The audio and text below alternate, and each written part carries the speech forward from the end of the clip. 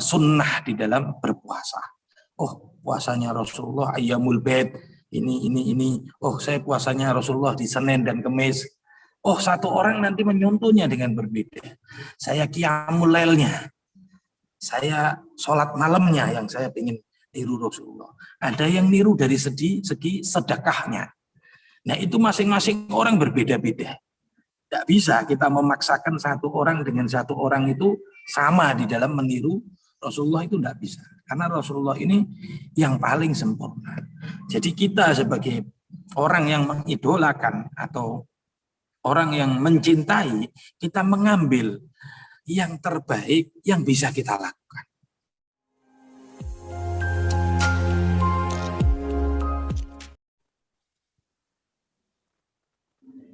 Assalamualaikum warahmatullahi wabarakatuh. Good afternoon untuk pemirsa Elmiro TV dimanapun panjenengan semua berada. Pada kesempatan kali ini kita kembali lagi di dalam sesi tanya Habib, gitu ya. Sudah lama sekali kita tidak mengadakan sesi ini, jadi kemarin sudah dikumpulkan beberapa pertanyaan yang akan saya tanyakan kali ini kepada Habib Ali Habibie. Tapi saya sapa dulu kepada beliau, Habib Ali Habibie. Selamat sore, Habib. Selamat sore, good afternoon. Good afternoon. Assalamualaikum, Habib. Waalaikumsalam warahmatullahi wabarakatuh. Iya, Habib. Ini jadi kemarin teman-teman sudah mengumpulkan beberapa pertanyaan soal anak muda, gitu, Habib. Terus karena kan anak muda ini di sisi lain punya tenaga yang banyak, badan masih fit, bugar, juga punya waktu yang cukup panjang atau punya selang waktu yang banyak gitu, dan juga mempunyai potensi untuk mendapatkan pengalaman yang lebih. Nah, maka dari itu teman-teman mengumpulkan pertanyaan-pertanyaan seputar anak muda. Ya, Habib ya. Ini bisa langsung saya tanyakan pertanyaan yang pertama ya, Habib. Jadi pertanyaan pertama begini ya, Habib. Habib, saya ini kan masih muda dan sedang menempuh studi kuliah. Saya sangat ingin sekali belajar agama, namun diwanti-wanti oleh orang tua karena stigma yang berlaku di kuliah itu bahwa banyak orang yang menjadi radikal setelah mengikuti organisasi-organisasi keagamaan. Lalu saya mau tanya Habib, bagaimanakah atau apakah hal apakah yang saya harus lakukan untuk dapat mencari seorang guru? Oke, terima kasih. Insyaallah sedikit banyak Al-Fakir akan membahas atau mengulasnya tentang fenomena anak muda sekarang ini. Jadi tadi terkait pertanyaannya yang anak muda itu masih dalam taraf pencarian jati diri, dan terkait dengan booming kampus-kampus anak-anak muda yang kuliah ini haus akan ilmu pengetahuan agama, sehingga sekarang ini menarik fenomena tren, istilahnya ada hijrah, ada back to din atau kembali ke agama, atau hal-hal yang terkait dengan bungkus-bungkus atau jargon-jargon agama.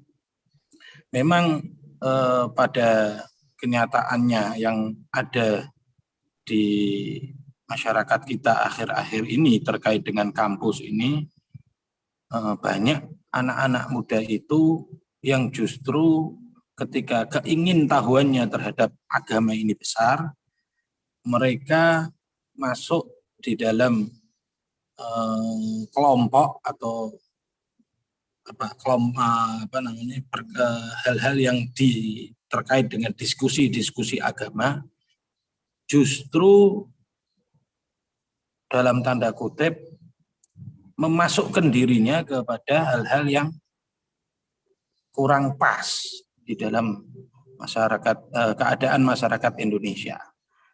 Sehingga muncul ketika gerakan atau hal-hal yang terjadi akhir-akhir ini, cap radikal disematkan kepada organisasi atau kelompok atau tempat diskusi sehingga membingungkan sebagian anak muda khususnya yang merasa bahwa dia haus akan ilmu pengetahuan Islam atau agama ini tadi.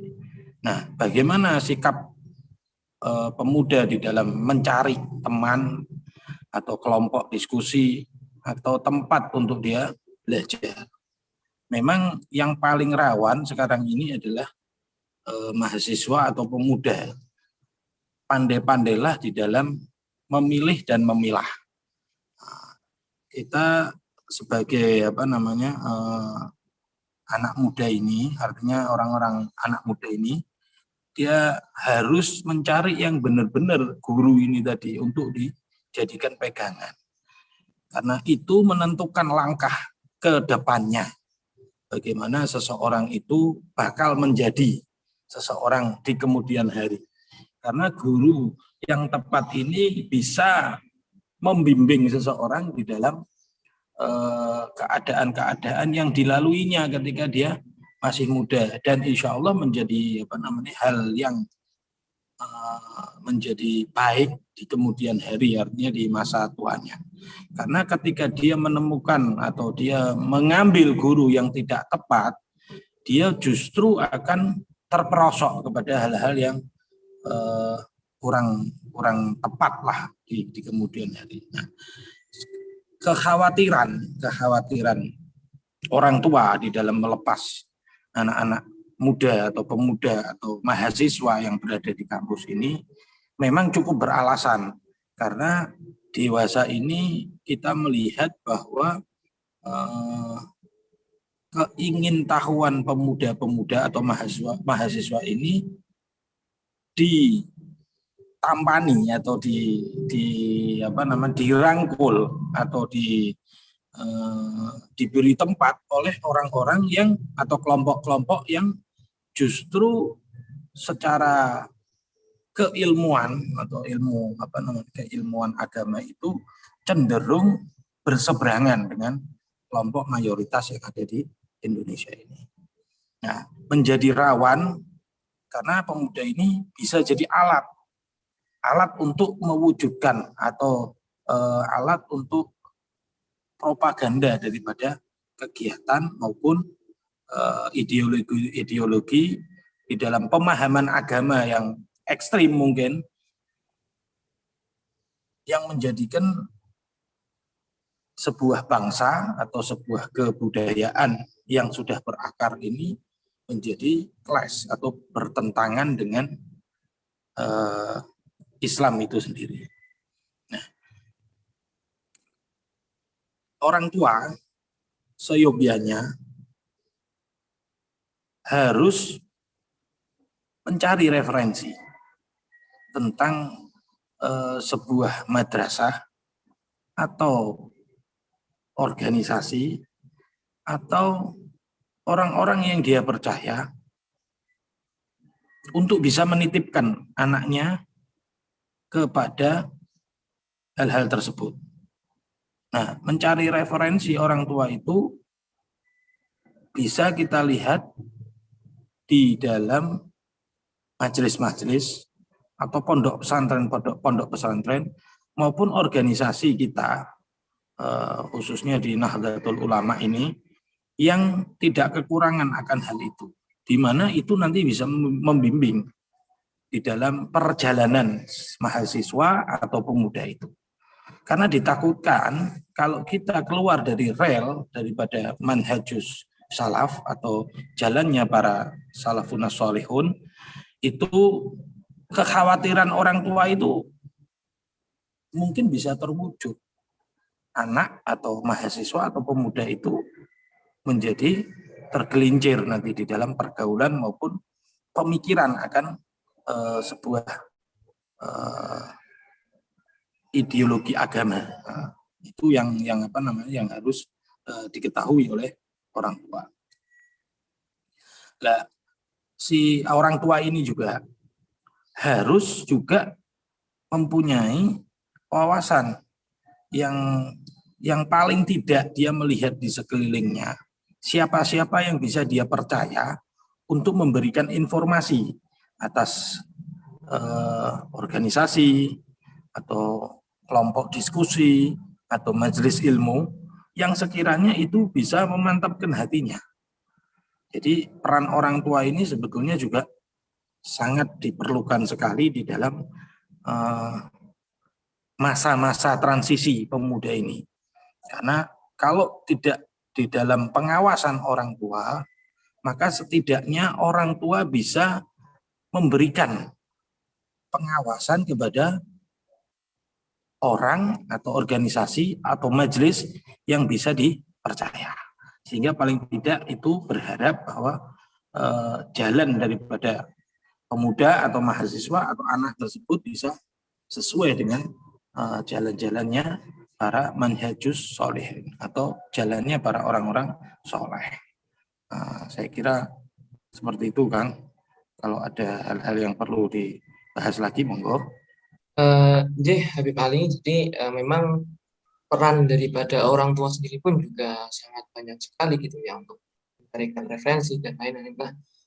Adakah gitu yang memang orang tuanya kurang bisa dikatakan seorang yang kurang memperhatikan dalam hal itu. Nah, si anak ini ternyata dia pengen untuk belajar agama.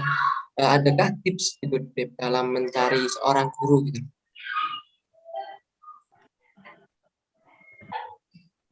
Iya, sekarang kan informasi terbuka. Jadi tidak mungkin seseorang itu tidak mengetahui satu sama lain.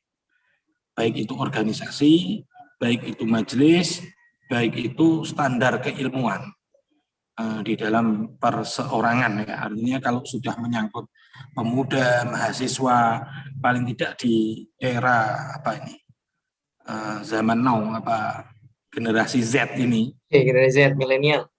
Milenial segala macam ini arus informasi yang sedemikian deras ini harus dimanfaatkan. Artinya boleh kita melihat di dalam pencarian di Google tentang sebuah pondok pesantren atau daurah ilmiah atau kelompok diskusi atau hal-hal yang terkait dengan penambahan ilmu pengetahuan agama ini. Tetapi yang perlu juga digarisbawahi kepada pemuda bahwasanya kita melihat dengan apa yang ada di hati kita. Artinya setelah kita berikhtiar mencari, maka dimantapkan dengan hati kita untuk menerima hal itu. Nah, itu sebaiknya anak muda itu mengenal sholat istikharah. Karena itu nanti jawabannya langsung dari Allah Ta'ala terhadap hal-hal yang datang kepada dirinya ini. Jadi jangan melepaskan Allah Ta'ala di dalam semua hal yang terkait kepada diri seseorang. Baik itu pada masa pencariannya maupun dalam keadaan syukur maupun dalam keadaan sabarnya. Jadi setelah kita memilih dan memilah informasi itu, kita masuk ke apa yang menjadi kemantapan di hati kita. Nah, itu campur tangan Allah di situ di dalam hal ini. Nah, sarananya yaitu tadi bahwa kita sholat minta sama Allah Ta'ala.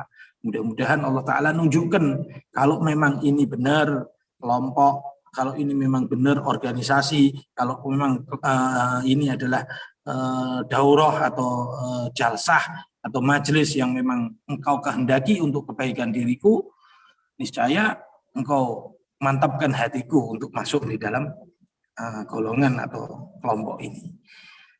Saya rasa sedikit yang bisa saya berikan ini tentang masalah mencari informasi ini. Karena kalau di zaman sekarang ini mustahil lah kita tidak dapat mencari informasi yang sedetail mungkin atau yang setidaknya bisa memberikan pengetahuan bagi orang-orang yang awam, karena informasi ini terserak baik di dalam dunia informasi jet atau milenium atau internet ini maupun informasi yang getok tular atau dari teman, dari macam-macam lah, karena memang eranya sudah berbeda dengan era dulu. Nah, inilah yang masalah informasi inilah yang yang setidaknya bisa memberikan gambaran. Setelah itu dibutuhkan kemantapan. Nah, bagi saya rasa itu kan. Oke, siap, terima kasih ya, Beb. Jadi begitu ya, kawan-kawan, bahwasanya kita harus ikhtiar dulu mencari dengan memanfaatkan teknologi yang kita punya. Artinya kita punya HP, kita bisa mencari informasi-informasi terkait dengan organisasi tersebut, organisasi tersebut.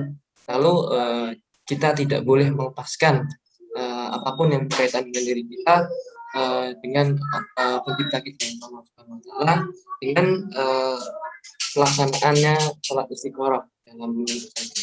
Baik, Habib, pertanyaan selanjutnya.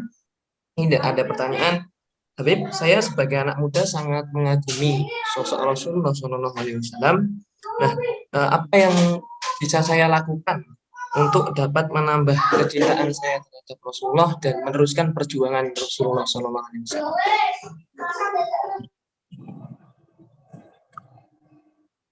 Oke, insyaallah pertanyaan yang bagus, karena di zaman sekarang ini kadang-kadang kita miris kalau dengarnya orang lebih mengidolakan seseorang yang kita tidak tahu asal-muasalnya, tidak tahu bagaimana akhlaknya, hanya karena dia sering riwa-riwi di TV atau kita dengar di dalam sebuah informasi digital diidolakan. Nah, ini ada pertanyaan yang bagus tentang idola Rasulullah Muhammad Shallallahu Alaihi Wasallam. Jadi yang paling sederhana dan paling gampang adalah ketika kita mengidolakan Rasul Muhammad Shallallahu Alaihi Wasallam, kita melihat hamparan yang sangat luas tentang sebuah kebaikan dari mulai A sampai Z. Dari mulai perilaku, akhlak, perwujudan, ya hal-hal yang gerak-gerik dan segala macam yang baik. Kalau kita mau meniru dari segi fisik, kita diciptakan berbeda-beda. Jadi tidak mungkin kita ini meniru secara fisik. Mau meniru bagaimana, karena kita diciptakan berbeda-beda. Jadi kita bisa menirunya dalam segi akhlak. Dalam segi akhlak dan juga dalam segi perbuatan baik. Rasulullah itu kalau di dalam sejarah itu kita lihat bahwa semua yang beliau lakukan adalah kebaikan. Mau lihat sholatnya, mau lihat sedekahnya, mau lihat zikirnya, wiridnya, segala macam hal-hal yang baik semua. Nah, kita ambil yang cocok buat kita. Oh, saya mau niru sedekahnya. Oh, saya mau niru sholatnya paling tidak. Di dalam menjaga keistiqomahannya. Oh, saya mau niru dari segi hubungannya dengan manusia. Bagaimana semua manusia atau orang-orang yang hidup di zaman Rasulullah itu mengatakan bahwasanya Rasulullah itu adalah yang terbaik di dalam hubungannya antar manusia. Nah, hal-hal itu bisa kita latih. Oh, mungkin satu orang cocok dengan saum sunnah. Jadi saya ingin mengikuti Rasulullah ini dari segi sunnah di dalam berpuasa. Oh, puasanya Rasulullah ayyamul bait, ini. Oh, saya puasanya Rasulullah di Senin dan Kamis. Oh, satu orang nanti menyontohnya dengan berbeda. Saya qiyamul lailnya. Saya sholat malamnya yang saya ingin niru Rasulullah. Ada yang niru dari segi sedekahnya. Nah, itu masing-masing orang berbeda-beda. Tidak bisa kita memaksakan satu orang dengan satu orang itu sama di dalam meniru Rasulullah, itu tidak bisa. Karena Rasulullah ini yang paling sempurna. Jadi kita sebagai orang yang mengidolakan atau orang yang mencintai, kita mengambil yang terbaik yang bisa kita lakukan. Ya, jangan memaksakan diri untuk semuanya kita borong. Semuanya kita borong, jalaninya sebulan, habis itu lupa semua sudah dengan keadaan duniawi kita. Kita ambil dengan latihan-latihan yang terbaik yang kita bisa. Baik itu puasanya, maupun sodakohnya, maupun bersyukurnya, atau hal-hal yang kita bisa lihat di dalam pelajaran atau tarikh Rasulullah SAW. Nah, itu dari segi yang kita anggap sebagai tingkah laku atau basyariah. Kita di dalam mengidolakan Rasulullah juga di dalam keadaan batiniah kita sering-sering bersolawat atas Nabi. Nah, bersolawat atas Nabi itu di antara salah satu bentuk kecintaan kita sama Nabi. Nah, kalau kita tidak, atau kita paling tidak pernah di dalam 1 minggu, 1 bulan itu sholawat kepada Nabi, yang memang diniati sholawat. Jadi kita meluangkan satu waktu kita, yang kita niatkan itu memang sholawat kepada Rasulullah SAW dan dihadiahkan kepada Nabi Muhammad. Karena ini untuk kekuatan batiniah kita. Sholawat itu memang boleh dibaca dalam keadaan apapun, dengan niat apapun. Tetapi kalau kita memang duduk menghadap, memusatkan konsentrasi dan pikiran kita, dan kita membaca sholawat yang di situ karena kecintaan kita kepada idola kita Rasulullah Muhammad SAW, niscaya Allah akan menambahnya di situ. Menambah apa? Berat dan bobot cinta kita kepada Rasulullah, sehingga mudah-mudahan kita diingat, diketahui, dan dicintai oleh Nabi besar Muhammad SAW. Nah, kira-kira. Alhamdulillah ya kawan-kawan. Jadi penuturan yang sangat istimewa dari beliau Habib Ali soal bagaimana mencintai Rasulullah dan juga tips untuk menambah kita.